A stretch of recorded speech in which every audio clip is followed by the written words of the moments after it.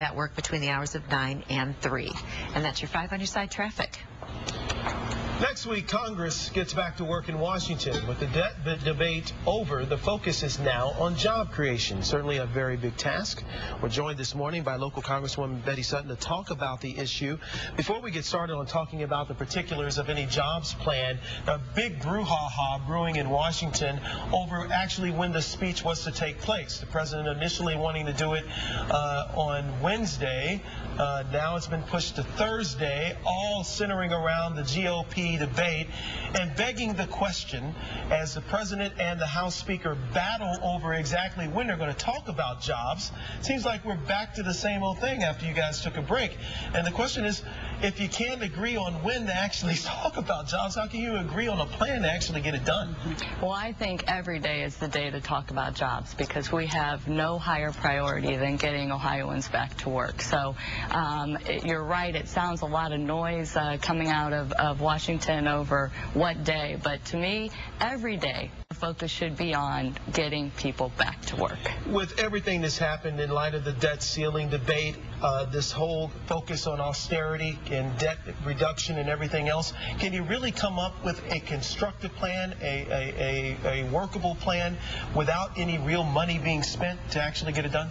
Well, look, I think it's critically important that we understand that the long-term deficit problem that we have and we have to address in this country is interdependent on our success in creating jobs.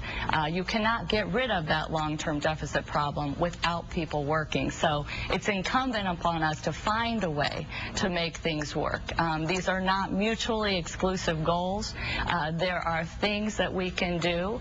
You know, the Afghanistan war's been going on 10 years, coming up on the 10-year anniversary as we move to bring those troops home and have that $120 billion that we were about to spend this year on that, using some of that money to pump into building our infrastructure, putting our people to work, incentivizing manufacturing, bolstering our industry. Those are options that we can choose, and I hope that we will. As we enter into the bigger campaign season coming up now, do you think that there's just going to be more of the same? And how do you avoid that? Given that the fact that we're so close to an election, how do you get both sides working together to get people back to work? Well, you know, Curtis, when I was in the majority, I reached across the aisle and I worked with my colleagues on the other side. I'm in the minority and I'm still reaching across the aisle to work with my colleagues on the other side. It's critically important that the noise that we hear come out of Washington does not get in the way of the progress that the American people need. And you're right, it's a struggle. But every day I'm committed to getting up and finding a way. There are solutions that we can drive. And the American people have to expect and require us to do that. And look at who's doing what, who's there playing politics, and who is trying to make things work for the people that we serve. What would you like to see done right away, do you think, that will get people getting back to work? Well, I think that there are a number of things. As I mentioned, investing in our infrastructure. The idea of not investing in our infrastructure is not a zero cost, because the cost still exists.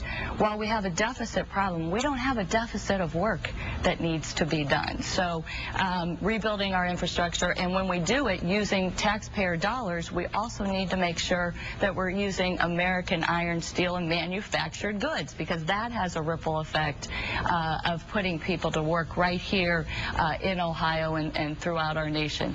Incentivizing, using our incentives to help bolster U.S. manufacturing. We're a country that manufacturing is not just a part of our past, but must be a part of a successful future. And frankly, if you don't make things, you're at the mercy of those who do.